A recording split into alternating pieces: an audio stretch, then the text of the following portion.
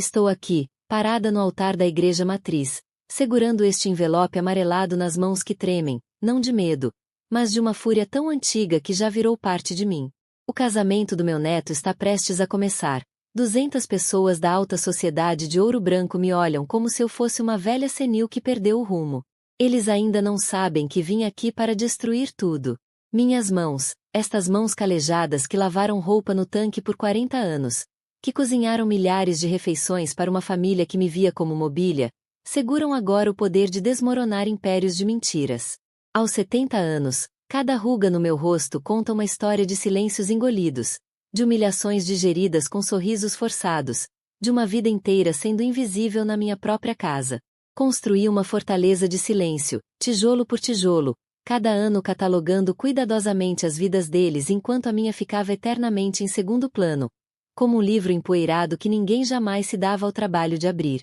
Não houve êxodo dramático quando percebi que era um fantasma para eles, nem despedidas teatrais ou gritos desesperados. Foi uma erosão lenta e insidiosa, como água que desgasta a pedra. Uma série interminável de almoços de domingo onde minhas palavras eram cortadas no meio da frase. Aniversários meus esquecidos enquanto os deles eram celebrados com pompa. Telefonemas não retornados que se acumularam como poeira nos cantos escuros da minha alma, até que o silêncio se tornou tão ensurdecedor que eu mesma esqueci o som da minha própria voz importando para alguém. O padre acabou de entrar. Minha nora, aquela víbora de sorriso perfeito e alma podre, está sentada na primeira fila com um vestido que custou mais do que eu ganhei em um ano inteiro de trabalho. Ela não faz ideia do que está prestes a desabar sobre sua cabeça perfeitamente penteada. Antes de continuar minha história, gostaria de saber quem está do outro lado me ouvindo. Comente seu nome e de onde você está assistindo. E confira se você já está inscrito no canal. Isso me ajuda muito a continuar trazendo essas histórias reais para vocês. Escreva nos comentários de onde você está assistindo este vídeo. Adoramos saber até onde nossas histórias estão chegando. Como cheguei aqui, neste momento de fúria controlada e vingança meticulosamente planejada? Tudo começou há 8 meses, quando o coração do meu marido finalmente parou depois de 62 anos de mentiras bem guardadas. Joaquim morreu numa terça-feira chuvosa de março. Caiu no quintal regando as orquídeas. Aquelas orquídeas caras que ele cuidava com mais carinho do que jamais demonstrou por mim. Meus 3 filhos, Roberto, o mais velho e sempre o mais ganancioso, Marcelo, o do meio que sempre foi sombra do irmão, e Sandra, minha única filha que se casou com aquele advogado miserável, apareceram no velório vestindo luto mas com olhos que já calculavam heranças. Joaquim sempre jurou que éramos pobres. Durante 6 décadas de casamento, eu vivi numa casa simples no centro de Ouro Branco, cozinhando com panelas velhas, remendando roupas, economizando cada centavo enquanto ele reclamava de contas. Trabalhei como costureira para ajudar nas despesas, meus dedos sangrando sobre o tecido, minha vista cansando sob a luz fraca, tudo para que nossos filhos não passassem necessidade.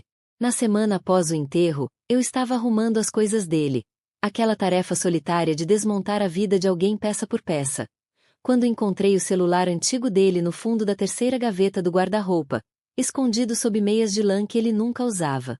Um aparelho velho, daqueles com teclas, que eu achei que ele tinha jogado fora anos atrás. Liguei por curiosidade, sem esperar nada além de mensagens antigas. O que vi me fez sentar na cama com tanta força que ouvi as molas protestarem. Mensagens. Dezenas delas. Entre Joaquim e alguém chamado apenas de A. Conversas sobre investimentos, sobre propriedades, sobre contas bancárias com valores que fizeram minha visão embaçar. 7 milhões de reais. Meu marido, que me fez usar sapatos remendados durante anos, tinha 7 milhões de reais escondidos. Mas não foi só isso que descobri naquele celular velho que cheirava mofo e segredos. Havia uma conversa de 3 meses atrás, antes dele morrer, onde ele discutia com alguém. O número não tinha nome. Sobre garantir que a velha não põe as mãos em nada. A velha era eu. Foi quando abri aquela gaveta trancada, quando li aquelas mensagens cruéis sobre mim escritas pela mão do homem com quem dividi a vida inteira, que algo dentro de mim não apenas morreu, foi assassinado friamente, executado sem misericórdia, e do cadáver dessa mulher submissa nasceu alguém que eu não reconhecia mas que, estranhamente, sempre esteve lá, esperando, observando, catalogando cada injustiça silenciosamente. E foi assim que acabei aqui, neste altar, segurando provas que vão destruir a farsa que eles construíram sobre o corpo ainda quente do meu marido mentiroso. O padre está ajeitando os papéis da cerimônia. Minha nora acabou de me lançar um olhar que mistura piedade e irritação, como se minha presença fosse um inconveniente tolerável. Meu neto, coitado, não sabe que está prestes a ter o pior dia da vida dele. Mas alguns sacrifícios são necessários quando se faz justiça. Respiro fundo. O envelope amarelado pesa como chumbo nas minhas mãos. Dentro dele está tudo o que descobri nos últimos 8 meses.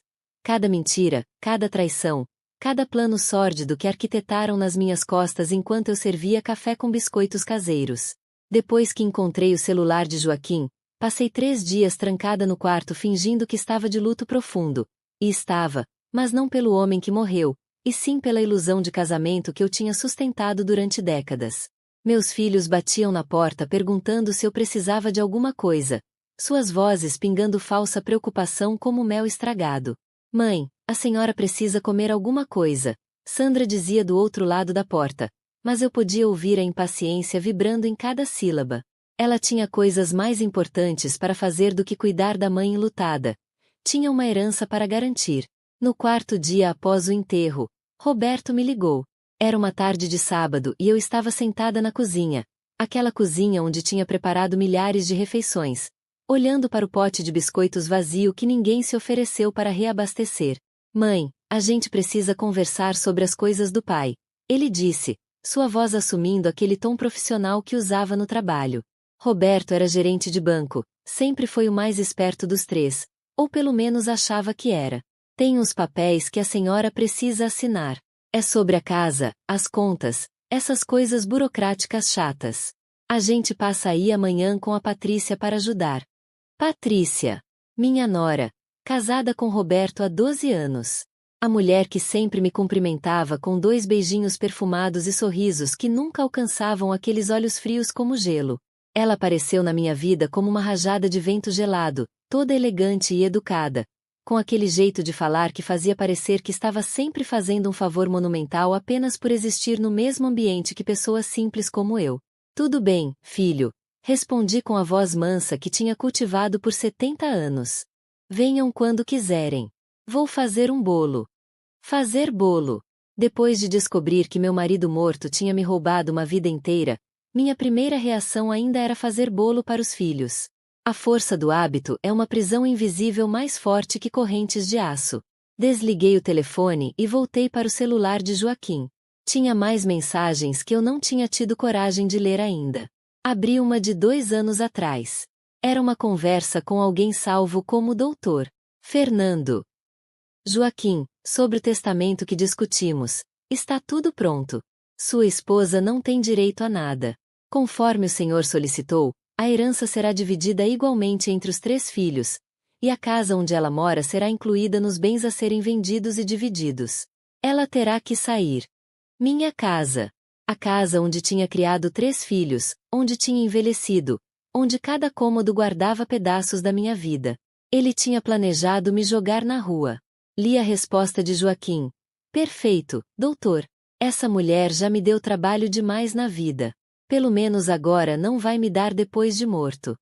O peso daquela descoberta não era o peso reconfortante de um cobertor quente numa noite fria, mas o esmagamento brutal de toneladas de terra sendo jogadas sobre um caixão, cada palavra enterrando um pouco mais a mulher que eu pensava ter sido, sufocando o ar dos meus pulmões até eu sentir que ia desmaiar ali mesmo, sentada na cozinha onde tinha alimentado esse homem por 62 anos. Mas tinha mais. Sempre tinha mais. As camadas de traição eram como cebolas podres. Quanto mais você descascava, mais fedia. Continuei rolando as mensagens. Uma de 8 meses antes da morte dele. Para Roberto. Filho, sobre o que conversamos. Mantenha sua mãe no escuro.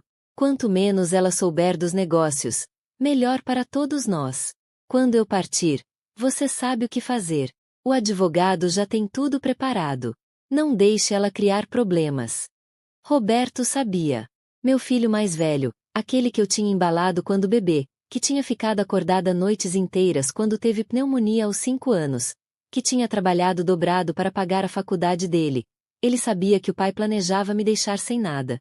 A tarde caía lentamente pela janela da cozinha, tingindo tudo com aquela luz dourada melancólica que parecia iluminar não o presente agourento, mas todas as memórias dolorosas que eu tinha enterrado fundo, cada refeição solitária, cada aniversário esquecido, cada vez que precisei de ajuda e ninguém apareceu, tudo voltando agora com a clareza cruel de quem finalmente entende que nunca foi amada, apenas tolerada. No domingo, Roberto e Patrícia chegaram às 2 da tarde. Ela estava impecável como sempre, com um conjunto de linho bege que provavelmente custava mais do que minha geladeira, o cabelo loiro platinado preso num coque elegante, unhas perfeitas pintadas de vermelho sangue. Roberto trazia uma pasta de couro marrom debaixo do braço. Mãe, trouxe uns documentos, ele disse, me dando um abraço rápido que mais pareceu um cumprimento protocolar. É sobre a partilha dos bens do pai. Nada complicado, só precisa assinar aqui e aqui. Ele abriu a pasta sobre a mesa da cozinha, a mesma mesa onde tínhamos jantado em família por décadas.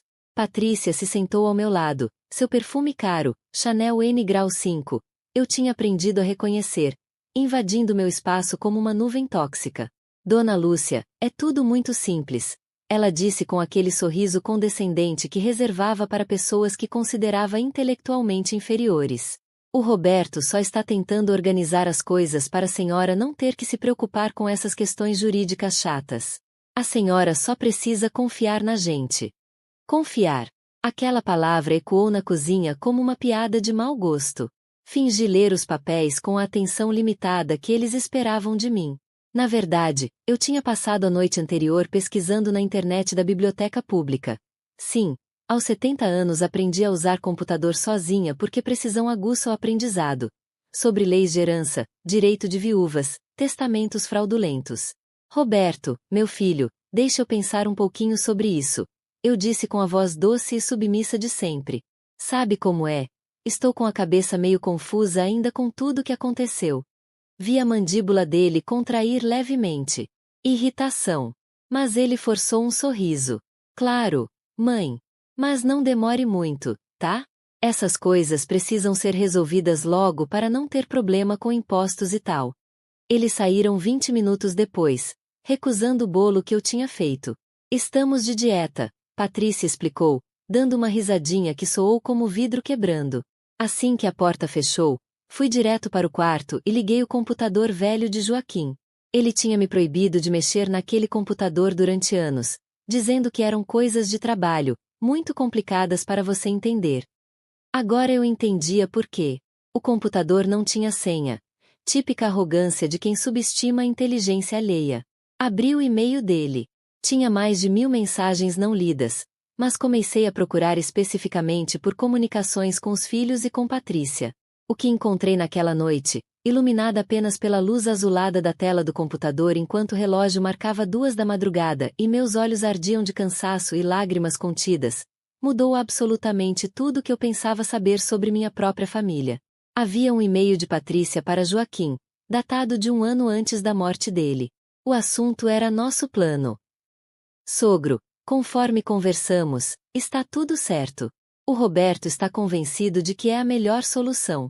Sua esposa não vai desconfiar de nada. Ela é idiota demais para perceber.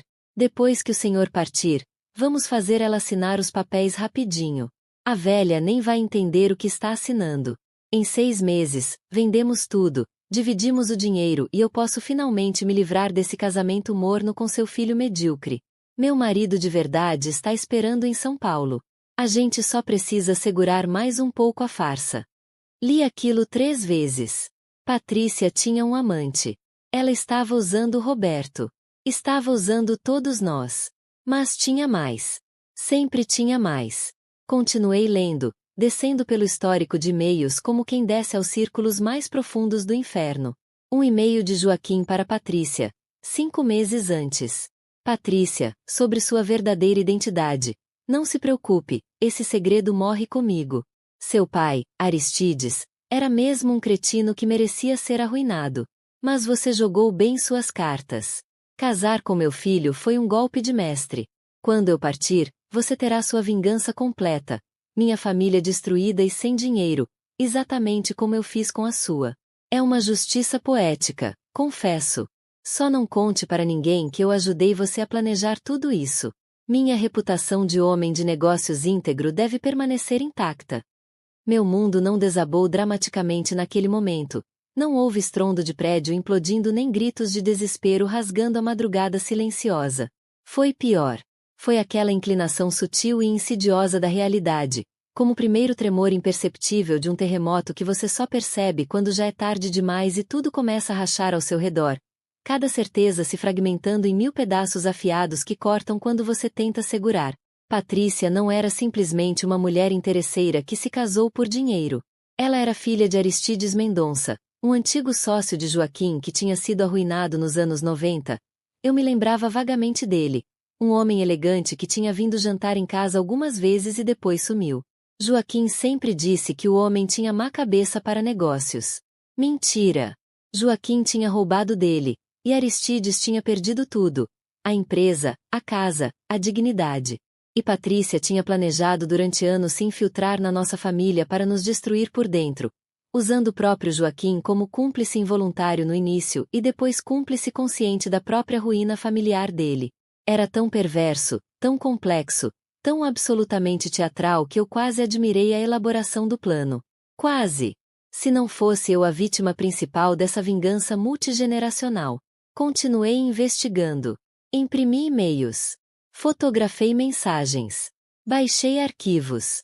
Durante 3 semanas, enquanto meus filhos me ligavam apressando a assinatura dos documentos, eu me tornei uma detetive de 70 anos, juntando provas como quem monta um quebra-cabeça macabro onde cada peça revelava uma nova faceta da traição. Descobri que Sandra, minha única filha, também sabia de tudo. Havia e-mails dela para o pai discutindo a divisão justa que excluiria a mãe que nunca contribuiu para construir o patrimônio. Eu, que tinha lavado cuecas, cozinhado, limpado, criado 3 filhos praticamente sozinha enquanto Joaquim construía negócios, não tinha contribuído para nada. Descobri que Marcelo, meu filho do meio, o mais quieto e que eu pensava ser o mais sensível, tinha sugerido me internar numa casa de repouso após a morte do pai. Ela tá velha demais para cuidar de si mesma. A gente interna ela num lugar baratinho e divide o dinheiro sem essa dor de cabeça. Descobri que os 7 milhões eram na verdade 9 milhões e meio. Joaquim tinha sonegado dinheiro até da própria família que estava traindo. Havia propriedades em 3 estados, investimentos em empresas fantasmas, contas em paraísos fiscais. E descobri algo mais. O testamento que Roberto queria que eu assinasse não era de Joaquim. Era falso. Um documento fraudado por um advogado corrupto que dividira a herança entre os 3 filhos e me deixava sem nada, dependente da boa vontade deles para continuar morando na minha própria casa. Mas o testamento verdadeiro estava registrado em cartório 2 anos antes. Nele, Joaquim, talvez num último resquício de consciência ou talvez só para manter as aparências legais, tinha deixado 50% da herança para mim e 50% divididos entre os filhos.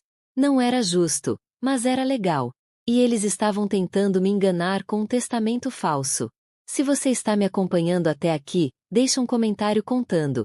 Você também já foi traído por alguém que amava? Sua história importa para mim. Quero ler nos comentários. Precisei de ajuda. Sozinha, eu era apenas uma velha com provas que ninguém levaria a sério. Mas eu não estava tão sozinha quanto pensava. Tinha a dona Irene, minha vizinha há 30 anos, uma ex-professora aposentada que sempre suspeitou que algo estava errado na minha família. Foi ela quem me levou até seu sobrinho, o doutor Augusto, um advogado especializado em direito de família que tinha um histórico de defender idosos contra abusos familiares. Doutor Augusto era um homem na casa dos 50, cabelos grisalhos bem cortados, óculos de aro fino, e olhos que avaliavam tudo com precisão cirúrgica. Sentei na frente dele no pequeno escritório que cheirava a livros velhos e café forte, e coloquei sobre a mesa a pasta com todas as provas que tinha juntado. Ele leu tudo em silêncio por quase 1 hora. Vi sua expressão mudar conforme avançava nas páginas. Surpresa, indignação, e finalmente, uma determinação fria que me deu a primeira centelha de esperança em meses. Dona Lúcia, ele disse finalmente, tirando os óculos e me olhando com uma seriedade que respeitava minha inteligência ao invés de subestimá-la, a senhora tem aqui provas suficientes para não apenas invalidar esse testamento falso, mas também processar seus filhos por tentativa de fraude, coação de idoso vulnerável, e uma série de outros crimes. Posso ajudá-la, mas preciso que a senhora entenda. Isso vai destruir sua família publicamente. Não há volta depois que começarmos. Doutor, respondi com uma voz que mal reconheci como minha, firme e clara como cristal. Essa família já me destruiu primeiro. Eu só estou devolvendo o favor. Durante os meses seguintes, trabalhamos em silêncio. Doutor, Augusto moveu processos, contestou o testamento falso, congelou contas bancárias suspeitas, notificou autoridades sobre as fraudes. Tudo feito nos bastidores, longe dos olhos da minha família que continuava me pressionando para assinar os papéis. Eu continuei fazendo meu papel de velha confusa e enlutada. Recebia Roberto, Patrícia, Sandra, Marcelo, todos eles com suas falsas preocupações e sorrisos de plástico. Oferecia café, bolo, biscoitos caseiros. Ouvia suas mentiras sobre fazer o melhor para mim. E por dentro, calculava cada movimento da minha vingança como um general planejando a batalha final. Roberto ficava cada vez mais impaciente. As contas do espólio precisavam ser fechadas, ele dizia. Os impostos estavam atrasando. Eu precisava assinar logo aqueles papéis ou eles teriam problemas sérios. Filho, é que eu ainda estou confusa com tudo, eu repetia mansamente. Deixa eu conversar com a Sandra antes, né? Ela entende dessas coisas. Foi então que Patrícia cometeu o erro que aceleraria sua ruína. Numa tarde de agosto, ela apareceu sozinha em casa. Era incomum, ela sempre vinha com Roberto, usando-o como escudo. Mas desta vez estava sozinha, e havia algo diferente em seus olhos, um brilho de urgência que não conseguia disfarçar. Dona Lúcia, a gente precisa resolver isso hoje, ela disse, sem nem aceitar o café que ofereci. Estava nervosa, mexendo na bolsa cara, checando o celular a cada minuto. Roberto tá lá fora no carro. Eu vim aqui trazer os documentos finais. A senhora assina agora e a gente tira isso das nossas costas de uma vez. O que é a pressa toda, filha? Perguntei inocentemente. Ela respirou fundo, e então o verniz rachou um pouco. Olha, vou ser honesta com a senhora. A gente precisa desse dinheiro. O Roberto tem dívidas que a senhora nem imagina. Se não pagarmos logo, ele vai ter problemas no banco.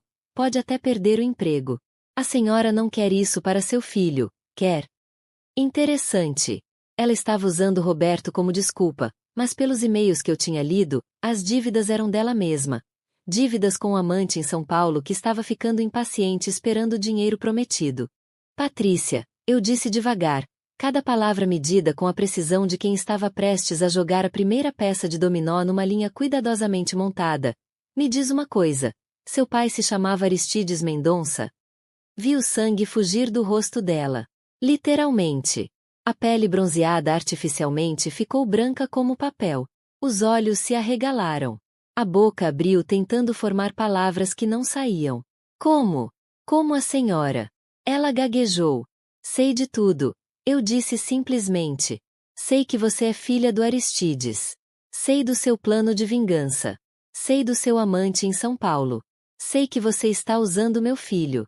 Sei de cada mentira que vocês contaram. Cada uma. Ela ficou de pé tão rápido que a cadeira quase tombou. A senhora não tem prova de nada. É uma velha delirante que... Tenho todos os e-mails. Eu a interrompi calmamente. Todas as mensagens do celular velho do Joaquim. Todas as provas que preciso. E mais. Já tenho um advogado. Já contestamos o testamento falso. Já movemos processos. E já marquei uma data para expor tudo publicamente. Vi quando ela entendeu. Foi como assistir um castelo de cartas desmoronar em câmera lenta. Os ombros caíram. As mãos tremeram. E então, inesperadamente, ela riu, uma risada amarga, derrotada. Você é mais esperta do que eu pensei, ela disse, pegando a bolsa com mãos que não paravam de tremer. Aristides sempre dizia que você era burra. Parece que ele estava errado. Seu pai era um homem bom que foi destruído por um monstro. eu disse. Mas você escolheu se tornar pior que o monstro. Escolheu destruir inocentes para vingar culpados. Meus filhos podem ser gananciosos e egoístas, mas foram manipulados por você. Eles são exatamente como Joaquim. Ela cuspiu as palavras como veneno. Gananciosos, mesquinhos, covardes. Não precisei manipular nada. Só ofereci uma oportunidade e eles agarraram com as duas mãos. Sua família é podre, Dona Lúcia. Você é a única inocente nessa história toda, e isso só faz tudo ainda mais patético. Ela saiu batendo a porta. Ouvi ela discutir com Roberto no carro. Ouvi o carro arrancar em alta velocidade. E sorri pela primeira vez em meses. Um sorriso que não tinha alegria, apenas a satisfação fria de quem sabe que a justiça, finalmente, está chegando. O casamento do meu neto mais novo estava marcado para setembro. Gabriel, filho da Sandra, era o único neto que ainda me tratava com algum carinho. Ele não sabia de nada, tinha apenas 23 anos, estava se formando em engenharia, e ia se casar com Clara, uma moça doce da cidade vizinha. O garoto era inocente em toda essa podridão. Mas o casamento seria na igreja matriz, com mais de 200 pessoas da sociedade de Ouro Branco. Toda a família estaria lá. Todos os conhecidos, os vizinhos, os comerciantes, os políticos locais. Seria o evento social do ano. E seria o palco perfeito para minha vingança.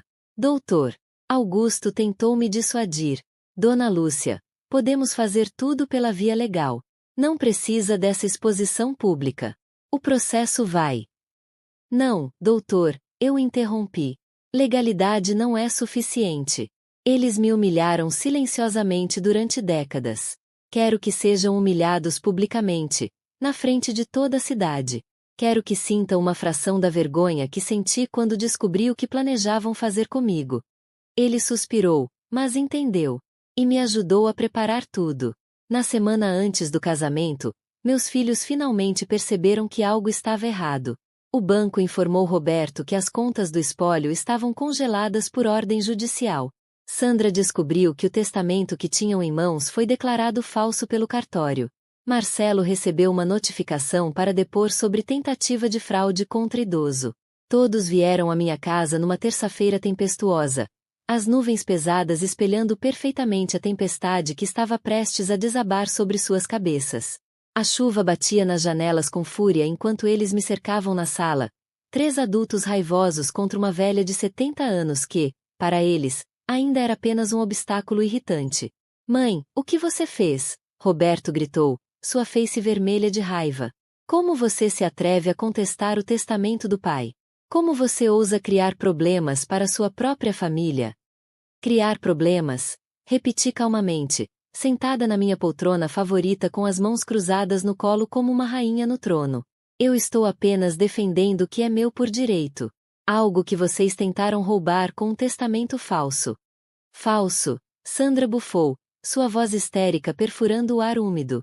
A senhora está delirando. Está senil. Precisa ser internada. Tenho provas de tudo. Eu disse simplesmente. Cada mentira. Cada plano. Cada traição. E no casamento do Gabriel, na frente de toda a cidade, vou mostrar para todo mundo o tipo de pessoas que vocês realmente são. O silêncio que se seguiu foi ensurdecedor. Vi quando entenderam. Roberto parou de gesticular. Sandra parou de gritar. Marcelo, que tinha ficado quieto até agora, finalmente falou. Mãe, a senhora não pode fazer isso. Vai destruir a família toda. O Gabriel não merece ter o casamento dele arruinado. Gabriel não merece ter uma família de mentirosos e ladrões. Eu respondi. Mas vocês não pensaram nisso quando planejaram me jogar na rua, não é mesmo? Eles tentaram negociar. Ofereceram metade da herança. Depois, 60%. Depois tudo, absolutamente tudo, se eu concordasse em ficar quieta. Mas eu não queria mais o dinheiro. Queria justiça. Queria que o mundo soubesse. Saiam da minha casa, eu disse finalmente. E apareçam no casamento. Porque se não aparecerem, vou à casa de cada um de vocês com a polícia e as provas. Escolham, humilhação pública na igreja ou humilhação pública mais prisão. Eles saíram como cães raivosos mas derrotados, sabendo que não havia mais escape. E agora estou aqui, no altar. O casamento vai começar em 10 minutos. A igreja está lotada. Vejo Roberto sentado na terceira fila, com Patrícia ao lado. Ela veio, provavelmente para controlar os danos. Talvez ainda esperando que eu seja covarde demais para fazer o que prometi. Sandra está do outro lado, com o marido advogado que parece ter percebido que algo terrível está para acontecer.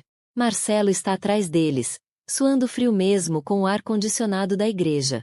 Gabriel está no altar ao meu lado, lindo no terno escuro, sorrindo nervoso esperando Clara entrar. Ele me olha com carinho genuíno e sussurra: Vó, obrigado por estar aqui. Sei que tem sido difícil desde que o vô morreu. Meu coração aperta. Este menino é inocente. Mas ele precisa saber a verdade também.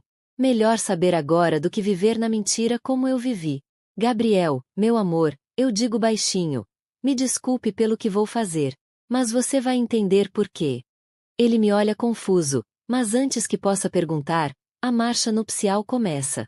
Clara surge na porta da igreja, radiante no vestido branco, e Gabriel se vira para ela com aquele olhar apaixonado que me faz lembrar brevemente de quando eu era jovem e ainda acreditava em contos de fada.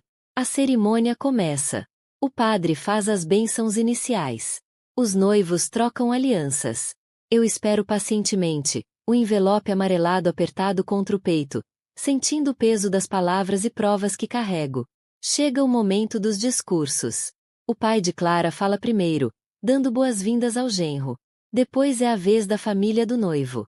Roberto se levanta, preparado para fazer o discurso ensaiado sobre família e tradição. Mas antes que ele possa abrir a boca, eu me levanto. Com licença, eu digo, minha voz surpreendentemente firme ecoando nas paredes antigas da igreja. Antes de qualquer discurso, eu preciso dizer algumas palavras. Afinal, sou a avó do noivo e viúva recente. Acho que mereço esse direito. Vejo o pânico nos olhos de Roberto. Sandra faz menção de se levantar, mas o marido a segura. Patrícia ficou branca como o vestido de Clara. O padre me olha surpreso mas assente. Ele me conhece há 50 anos, não vai me desrespeitar. Subo ao altar. 200 pares de olhos me observam. Respiro fundo. Este é o momento. Boa tarde a todos. Começo, e minha voz sai clara, forte, uma voz que não uso há décadas. Meu nome é Lúcia Maria Santos, tenho 70 anos, e durante 62 anos fui casada com Joaquim Santos, que faleceu há 8 meses. Muitos de vocês aqui conheciam meu marido. Conheciam sua reputação de homem trabalhador, íntegro, honesto. Mas hoje vim aqui para contar a verdade sobre quem ele realmente era. E sobre o que meus próprios filhos tentaram fazer comigo. Ouço murmúrios na plateia. Gabriel está me olhando completamente perdido. Clara parece prestes a desmaiar. Mas continuo. Quando Joaquim morreu, descobri que ele tinha 9 milhões e meio de reais escondidos em contas bancárias, propriedades e investimentos que manteve em segredo durante nosso casamento inteiro. Enquanto isso, eu trabalhei como costureira, vivi com roupas velhas, economizei cada centavo, porque ele jurava que éramos pobres. Os murmúrios aumentam. Vejo pessoas se inclinando para frente, curiosas. Vejo rostos chocados.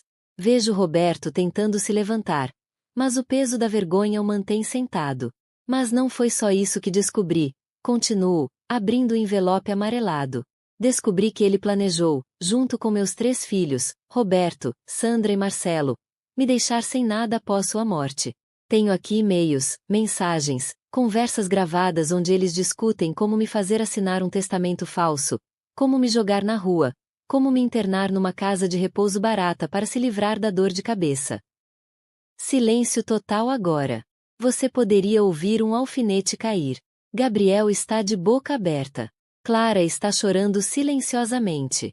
Tenho aqui, eu levanto um papel, um e-mail da minha nora Patrícia para meu falecido marido, onde ela confessa que se casou com meu filho Roberto apenas por vingança. Patrícia é filha de Aristides Mendonça, um antigo sócio que Joaquim arruinou nos anos 90. Ela planejou durante anos se infiltrar na nossa família, manipular meu filho, roubar o dinheiro e depois abandoná-lo pelo amante que mantém em São Paulo. Patrícia se levanta de um pulo, o rosto contorcido em ódio. Isso é mentira. Ela está inventando. Tenho as provas aqui, eu grito, minha voz finalmente liberando décadas de raiva contida. Cada e-mail, cada mensagem, cada conversa gravada. Posso passar de banco em banco para quem quiser ler. Ou melhor ainda. Aceno para o fundo da igreja. Doutor.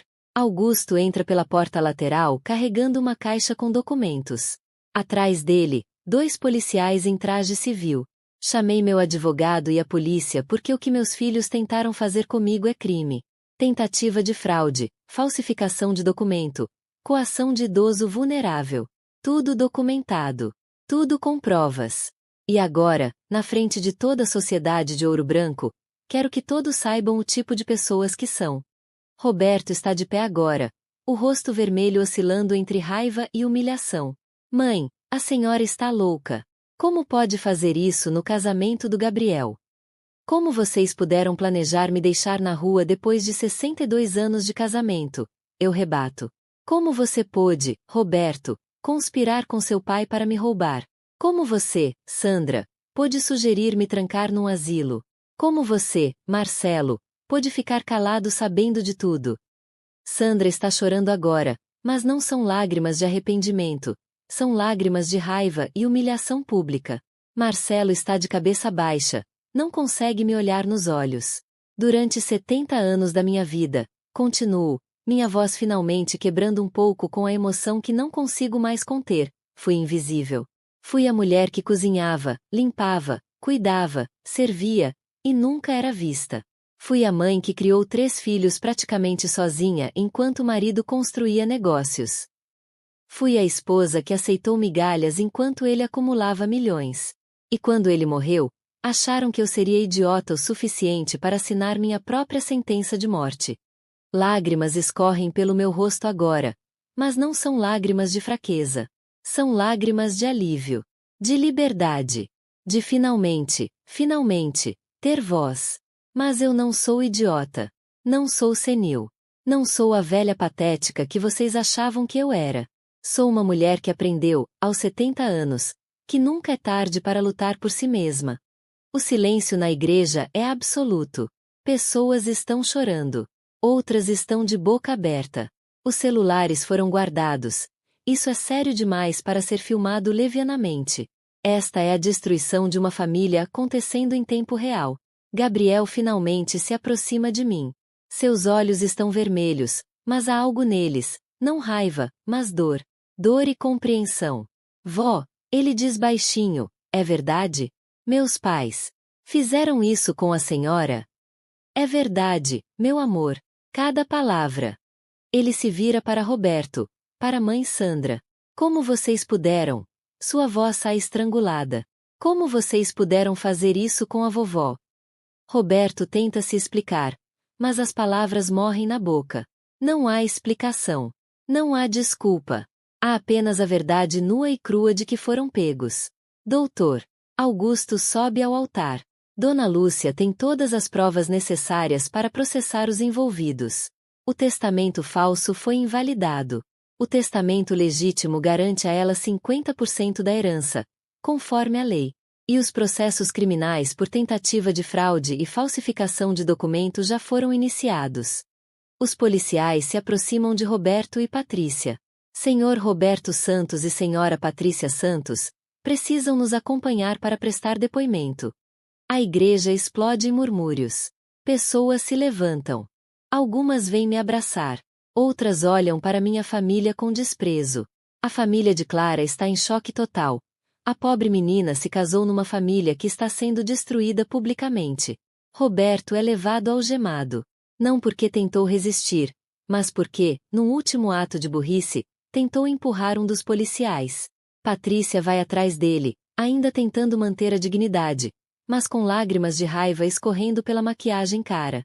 Sandra e Marcelo não são presos. Tecnicamente, eles não cometeram o crime de falsificação, apenas foram cúmplices. Mas a humilhação pública é pior que qualquer prisão. Vejo Sandra esconder o rosto enquanto é cercada por conhecidos perguntando se é verdade. Vejo Marcelo sendo empurrado pelo próprio filho adolescente, que acabou de descobrir que o pai planejou internar a avó num asilo. Gabriel está ao meu lado agora, segurando minha mão. Clara também. Os pobres noivos cujo casamento se tornou um campo de batalha. Vó, Gabriel diz, a voz trêmula.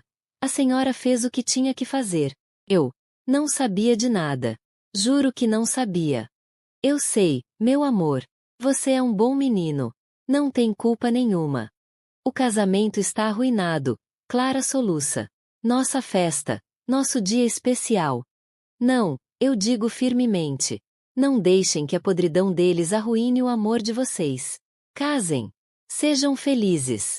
Construam uma família baseada em honestidade, não em mentiras. Aprendam com os erros dos que vieram antes. O padre, que assistiu tudo em silêncio chocado, finalmente fala. Dona Lúcia, a senhora é uma mulher de coragem extraordinária. Não sou corajosa, padre. Só estou cansada de ser covarde. A igreja começa a esvaziar. Alguns vêm me abraçar, me parabenizar pela coragem. Outros saem rapidamente, desconfortáveis com a intensidade do drama. A família de Clara se reúne num canto, provavelmente decidindo se ainda querem fazer parte disso. Mas Gabriel e Clara decidem continuar. Numa cerimônia reduzida, apenas com os amigos verdadeiros e alguns parentes que não estavam envolvidos na conspiração, eles se casam. É pequeno, íntimo, e infinitamente mais honesto do que teria sido. Durante a festa na casa de Clara, muito mais modesta do que o planejado, eu me sento numa cadeira no jardim observando os jovens dançarem. Doutor Augusto se senta ao meu lado. Dona Lúcia, a senhora conseguiu, ele diz. Eles vão pagar por tudo. Não quero que paguem apenas legalmente, eu respondo. Quero que paguem socialmente. Quero que carreguem a vergonha do que fizeram pelo resto da vida. Oh, vão carregar, ele garante. Em uma cidade do tamanho de Ouro Branco, o que aconteceu hoje vai ser falado durante décadas. Ninguém vai esquecer. Ninguém vai perdoar. E ele estava certo. Nos meses seguintes, assisti à destruição completa da vida que eles tinham construído sobre mentiras. Roberto perdeu o emprego no banco. Um gerente envolvido em tentativa de fraude contra a própria mãe não é exatamente bom para a imagem da instituição. Patrícia foi exposta publicamente, sua verdadeira identidade revelada, e o amante em São Paulo, quando descobriu que não haveria dinheiro, a bloqueou e sumiu. Eles se divorciaram em 6 meses, num processo sujo onde cada um tentou destroçar o outro. Sandra e o marido advogado tiveram que se mudar para outra cidade. A reputação dele foi destruída. Que tipo de advogado ajuda a família a roubar de uma idosa? Ninguém mais quis contratá-lo. Eles venderam a casa com prejuízo e partiram numa madrugada, como ladrões fugindo da cena do crime. Marcelo perdeu o emprego também. A loja onde trabalhava não queria associação com alguém que planejou internar a mãe num asilo para roubar sua herança. Ele tentou me ligar algumas vezes, tentou se desculpar, mas eu nunca atendi. Algumas traições são profundas demais para perdão. Eu fiquei com minha parte da herança. 50% de 9 milhões e meio. 4.750.000 reais. Mais do que jamais sonhei ter na vida. Sabe o que fiz com esse dinheiro? Comprei uma casa nova, pequena mas bonita, num condomínio para idosos onde tenho amigos verdadeiros pela primeira vez em décadas. Doei 1 milhão para instituições de proteção ao idoso, que outros não sofram o que sofri. Doei outro 1 milhão para a igreja, mas não aquela igreja onde me vinguei, outra, onde ninguém me conhece e posso recomeçar sem o peso da história. Coloquei 2 milhões numa aplicação que me dá uma renda mensal confortável. E com o restante, viajei. Aos 71 anos, conheci Paris, Roma, Lisboa. Lugares que sempre sonhei ver mas nunca tive recursos nem coragem. Gabriel é o único da família que ainda fala comigo. Ele e Clara me visitam todo mês. Tiveram um bebê ano passado. Minha primeira bisneta, chamada Lúcia, em minha homenagem. Quando pego aquela criança no colo, sinto que finalmente há algo puro, algo não contaminado pela ganância e pela podridão. Roberto mora em outro estado agora, trabalha como vendedor de seguros, um homem quebrado que perdeu tudo. Sandra e o marido nunca se recuperaram financeiramente. Marcelo vive com a mãe dele, irônico, não? Ele expulsaria a própria mãe mas teve que se refugiar na mãe da esposa quando perdeu tudo. Patrícia simplesmente sumiu. Ouvi rumores de que voltou para a família dela, que nunca teve dinheiro de verdade, e está vivendo de favores e amargura. A vingança dela contra Joaquim acabou se voltando contra ela mesma. Às vezes, nas noites silenciosas quando estou sozinha no apartamento novo, me pergunto se fui longe demais. Se deveria ter resolvido tudo quietamente, pela via legal, sem a exposição pública humilhante. Mas então lembro da conversa que ouvi sem querer, uma semana antes de expor tudo no casamento. Eu tinha voltado em casa para pegar uns documentos que tinha esquecido quando vi Roberto, Sandra e Marcelo na sala. Eles não me viram chegar. E ouvi Roberto dizer: quando a gente conseguir internar a velha, precisamos garantir que ela não tenha acesso a telefone. Não pode ligar para ninguém. A gente visita uma vez por mês, só para manter as aparências, e deixa ela apodrecer lá. Sandra riu. Ela provavelmente nem vai notar. Já está meio lelé da cabeça mesmo. E Marcelo, meu filho do meio que sempre foi o mais quieto, que eu achava que tinha alguma bondade, disse: é o melhor para todo mundo. Ela viveu a vida dela. Agora é nossa vez de viver a nossa. Aquelas palavras ecoam em mim ainda. Ela viveu a vida dela. Como se 70 anos de servidão e invisibilidade fosse ter vivido alguma coisa. Não. Eu não fui longe demais. Fui exatamente até onde precisava ir. A justiça não é sempre silenciosa. Às vezes ela precisa gritar. Às vezes ela precisa ser vista. E às vezes, só às vezes, uma velha invisível de 70 anos precisa se tornar impossível de ignorar para que finalmente seja vista. Hoje, quando me olho no espelho, vejo uma mulher diferente. As rugas ainda estão lá, talvez até mais profundas. Mas há algo novo nos olhos. Uma luz que não existia antes. Dignidade, paz e uma satisfação tranquila de quem sabe que, no final, a verdade prevaleceu. Durante a minha vida inteira, aprendi que família é sagrada, que devemos perdoar sempre, que devemos colocar os outros antes de nós mesmos. Mas aos 70 anos, aprendi uma lição mais importante. Antes de ser mãe, antes de ser esposa, antes de ser avó, eu sou Lúcia. E Lúcia merecia respeito. Você já se sentiu invisível na própria família? Já descobriu que aqueles que deveria amar na verdade só te usavam? Como você reagiu? Teve coragem de se vingar ou escolheu o perdão? E mais importante, você acha que fui longe demais ao destruir minha família publicamente? Se você descobrisse que seus filhos, sua própria carne e sangue, planejaram te roubar e te abandonar, conseguiria perdoar? Ou a vingança seria inevitável? Às vezes me pergunto se deveria sentir remorso. Se deveria sentir culpa por ter arruinado as vidas deles tão completamente.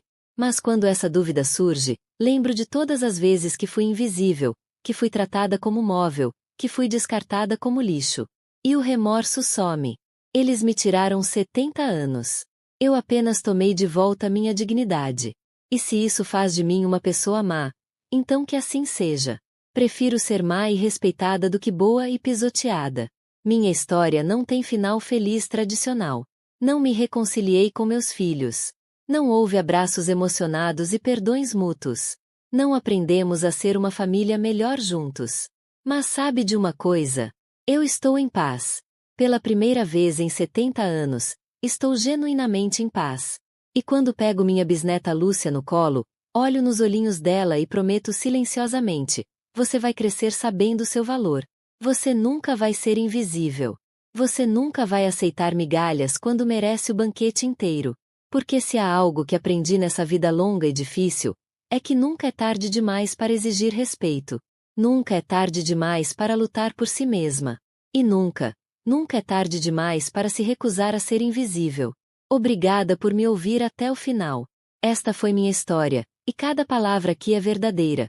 São histórias de pessoas reais que passaram por situações extremas e encontraram força para seguir em frente. Se esta história tocou você de alguma forma, por favor se inscreva no canal. Posto histórias reais de superação, vingança e justiça toda semana aqui. E me conta nos comentários: você já viveu algo parecido? O que você teria feito no meu lugar? Adoro ler suas histórias também. Clique nos vídeos que aparecem na tela agora para mais histórias emocionantes que vão te fazer refletir. Até a próxima história.